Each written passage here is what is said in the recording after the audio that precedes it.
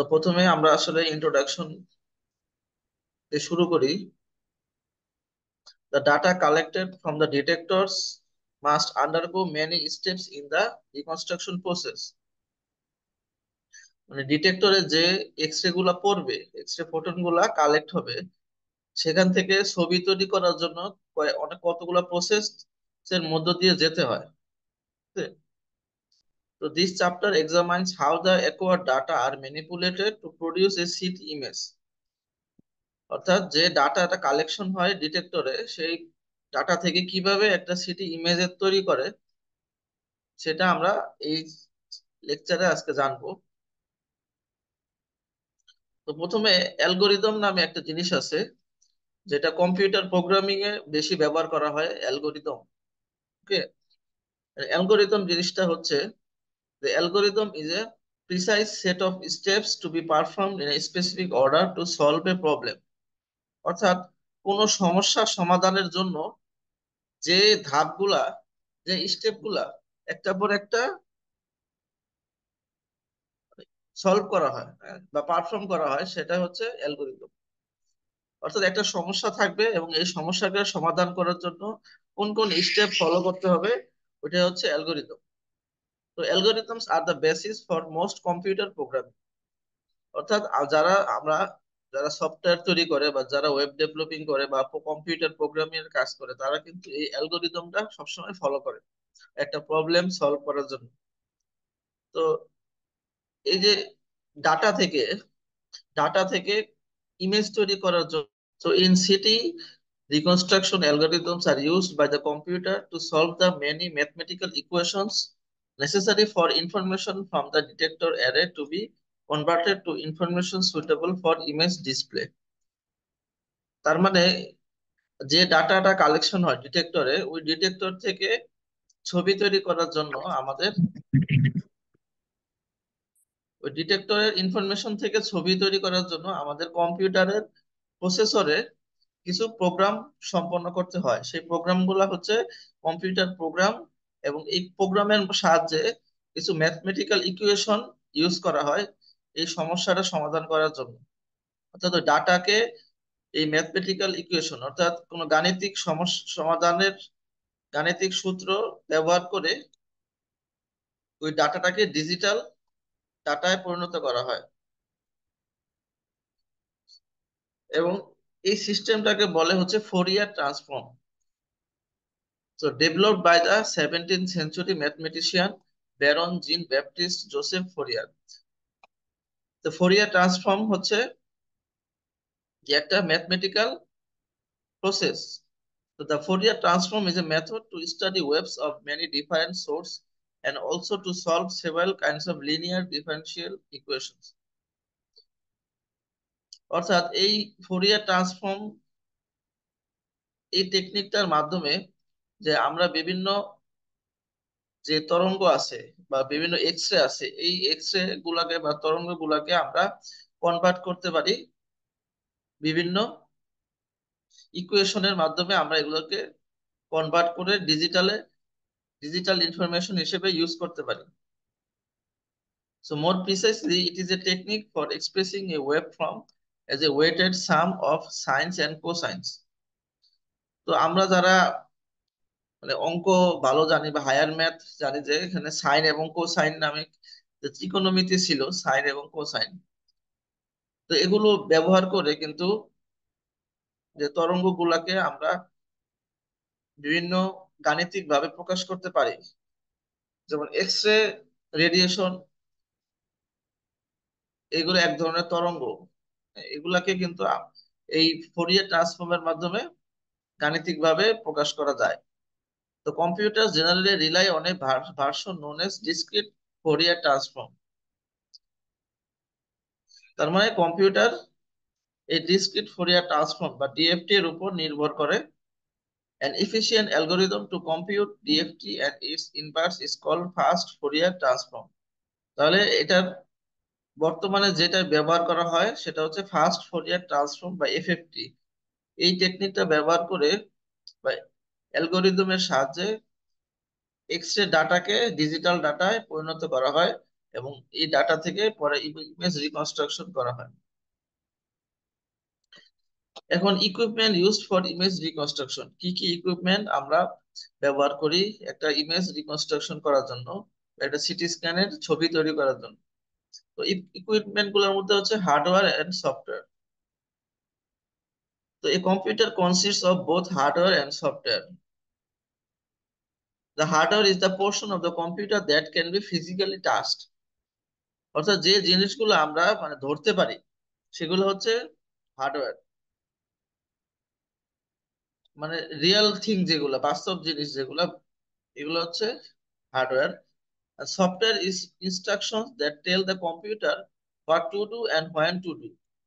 তার মানে সফটওয়্যার কিন্তু আমরা দেখতে পারি না, কিন্তু সফটওয়্যারটা ইনস্টল করা থাকে কম্পিউটার প্রসেসরে, যেটা কম্পিউটারকে নির্দেশ দেয় কি করতে হবে, সেটা হচ্ছে software.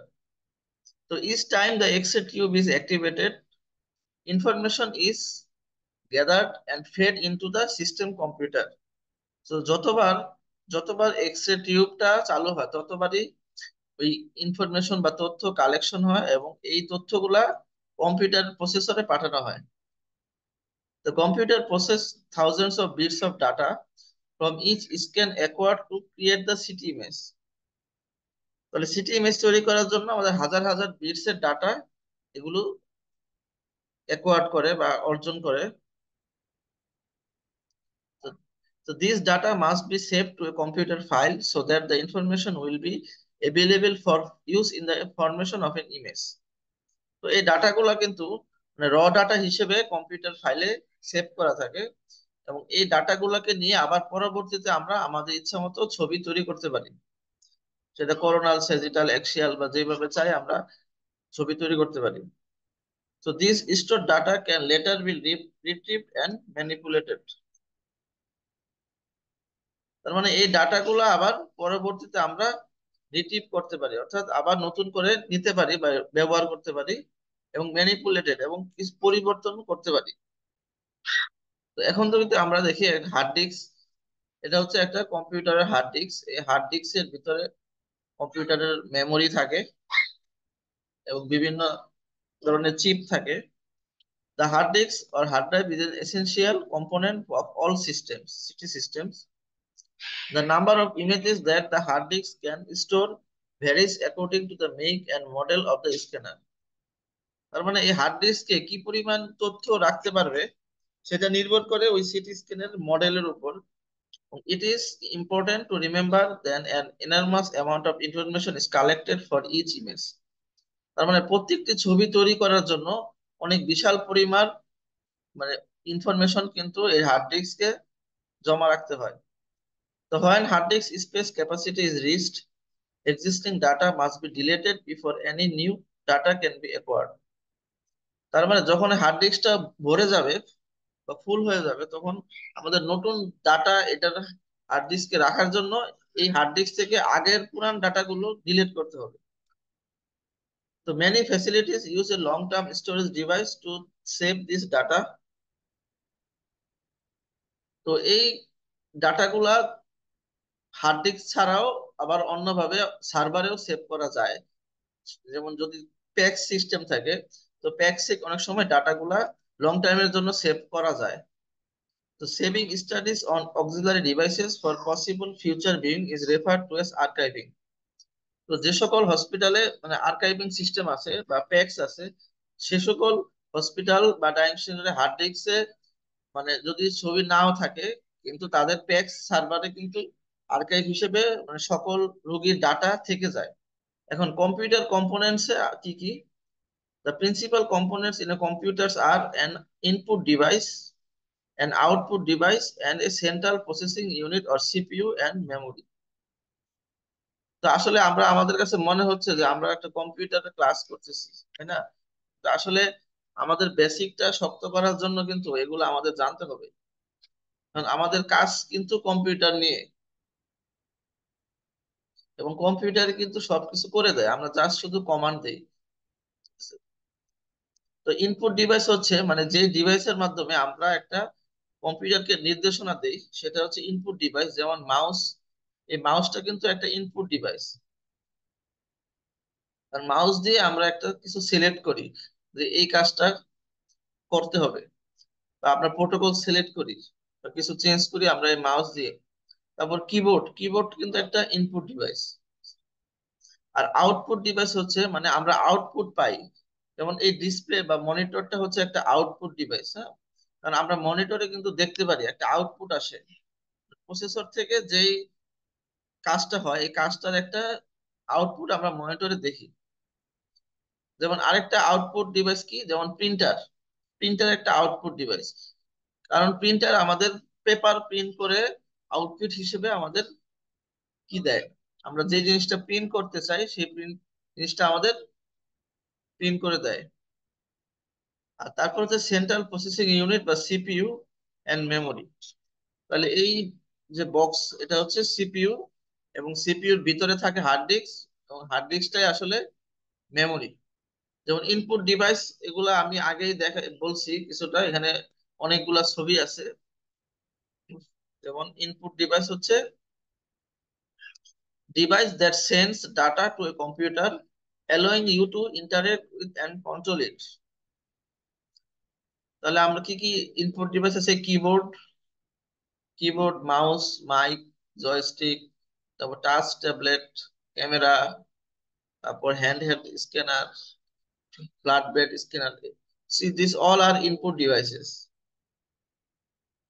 And the output device হচ্ছে, the output device is any peripheral that receives data from a computer usually for display, projection or physical reproduction। অর্থাৎ যে ডিভাইস গুলা আমাদের ডিসপ্লে করে, অথবা এটা সাউন্ড আকারে হতে পারে, সাউন্ড শোনায় আমাদের মনিটরে ডিসপ্লে করে, বা কোনো কিছু আমাদের প্রিন্ট করে দেয়, সেগুলা হচ্ছে আউটপুট ডিভাইস। যেমন স্পিকার, মনিটর, হেডফোন, তারপর প্লটার, প্রজেক্টর, প্রিন্টার, এগুলো হচ্ছে আউটপুট ডিভাইস। এবং সিপিইউ হচ্ছে সেন্ট্রাল প্রসেসিং ইউনিট, আসলে যেটার ভিতরে আসলে মূল কাজটা হয়, প্রসেসিং হয়, বা প্রসেসরের মধ্যে যেই ইনস্ট্রাকশন দেওয়া হয় এই কাজটা এই সিপিইউ এর ভিতরে হয়। The CPU is the component that interprets computer program instructions and sequences tasks. Or it contains the microprocessor, the control unit and the primary memory। তাহলে এটার ভিতরে কি কি থাকে, মাইক্রোপ্রসেসর থাকে, কন্ট্রোল ইউনিট থাকে, এবং প্রাইমারি মেমোরি বা হার্ড ডিস্ক থাকে। In the past, the CPU design frequently used for city image reconstruction was the array processor। তো অতীতে array প্রসেসর ব্যবহার করা হতো সিপিইউ এর ভিতরে, এবং this design was able to run mathematical operations on multiple data elements simultaneously, and it has been referred to as the brain of the city system। তার মানে এই সিপিইউ কে বলা হয় হচ্ছে আমাদের সিটি সিস্টেমের ব্রেন হিসেবে, বা সিটির মস্তিষ্ক হিসেবে সিপিইউ কে ধরা যায়। তো go to the next slide. Computer memory, the computer memory, তিন ধরনের মেমোরি আছে। হ্যাঁ, so there are three types of memory in the computer. So one is read only memory or ROM, and then the second one is random access memory or RAM, and the third one is write once, read many times or warm memory। So both ROM and RAM are part of the system's primary memory। তো primary memory অর্থাৎ যে main যে memory সেটার অংশ হচ্ছে রম এবং RAM. এই প্রথম দুইটা হচ্ছে প্রাইমারি মেমোরির অংশ। The primary storage refers to the computer's internal memory. It is accessible to the CPU without the use of the computer's input or output channels। তার মানে প্রাইমারি মেমোরিটা হচ্ছে কম্পিউটারের ইন্টারনাল মেমোরি, এবং এটা CPU without CPU without the use of the computers input output channels. তো এটা কম্পিউটারের আমাদের ইনপুট আউটপুট চ্যানেল ছাড়া মানে এটা সিপিইউ তে এটা অ্যাক্সেস করা সম্ভব। Primary memory is used to store data that are likely to be in active use. তো প্রাইমারি মেমোরিতে ডাটাগুলা স্টোর থাকে যেগুলো আমরা পরবর্তীতে এগুলাকে ব্যবহার করতে পারি। এবং primary storage is typically very fast, অর্থাৎ এই স্টোরেজটা খুবই দ্রুত কাজ করে। এখন আসি আমরা ডাটা টাইপস। তো there are two types of data in CT scan. The one is raw data and the another is image data. So this concept should be very clear about the data. The one is raw data and the another is image data. So what is raw data? Raw data key. So all of the thousands of bits of data acquired by the system with each scan are called raw data. অর্থাৎ প্রতিটা স্ক্যানের মাধ্যমে যে হাজার হাজার bits data পাওয়া যায় সেগুলো হচ্ছে র ডাটা, যেগুলো ডিটেক্টরে জমা থাকে এবং ডিটেক্টর থেকে পরে কম্পিউটার প্রসেসরে যায়। সেটা হচ্ছে র ডাটা, মানে কম্পিউটার প্রসেসিং বা রিকনস্ট্রাকশন করার আগ পর্যন্ত যে data. So the terms scan data and raw data are used interchangeably to refer to the data sitting in the computer waiting to be made into an image. অর্থাৎ image তৈরি করার আগ পর্যন্ত যে ডাটাটা থাকে সেটাই হচ্ছে র data. The process of using raw data to create an image is called image reconstruction. এই র ডাটা থেকে ছবি তৈরি করার যে প্রক্রিয়া সেটাকে বলে image reconstruction. The reconstruction that is automatically produced during scanning is often called prospective reconstruction. অর্থাৎ আমরা স্ক্যান করার সাথে সাথে কিন্তু অনেক সময় অটোমেটিক্যালি কিন্তু ইমেজ রিকনস্ট্রাকশন হয়ে যায়, আমাদের কিছু করতে হয় না, সেটা হচ্ছে prospective reconstruction. And the same raw data may be used later to generate a new image. So this process is referred to retrospective reconstruction. অর্থাৎ এই র ডাটা যদি স্ক্যান হওয়ার সাথে সাথে তৈরি না করে আমরা যদি পরবর্তীতে স্ক্যান শেষ হওয়ার পরে এই ডাটাগুলো কাজে লাগিয়ে আমরা ছবি তৈরি করি তখন এটাকে বলে retrospective reconstruction. Raw data includes all measurements obtained from the detector array. অর্থাৎ ডিটেক্টর অ্যারে থেকে যতগুলো মানে মেজারমেন্টস বা পরিমাপ পাওয়া যায় সেটা র ডাটার ভিতরে থাকে। এবং raw data storage requires much more computer storage space than that of image data. তার মানে ইমেজ ডাটার চেয়ে র ডাটার মানে জায়গা বেশি লাগে, কম্পিউটার স্টোরেজ অর্থাৎ স্পেস বেশি লাগে।